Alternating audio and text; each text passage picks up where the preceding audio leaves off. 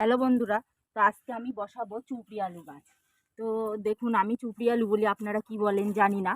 তো এখানে এই বস্তা নিয়েছি আমি একটা সিমেন্টের, নিচে দেওয়া আছে গাছের শুকনো পাতা আর সবজির খোসা, আর দেওয়া আছে দুমুঠো খোল দিয়ে আমি রেডি করে রেখে দিয়েছিলাম।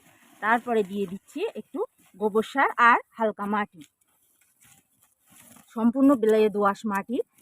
আর তারপরে আমি এই গাছটাকে এইভাবে বসিয়ে দিচ্ছি। দেখুন, আপনারা ছাইও দিতে পারেন। আমার মাটিটা সম্পূর্ণ বেলে দোআঁশ মাটি, সেই জন্য আমি ছাই দিইনি। তবে যারা দিতে চান তারা ছাই অবশ্যই মেশাতে পারেন।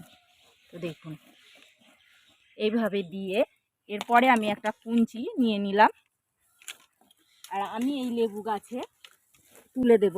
এখানে একটা লেবু গাছ আছে,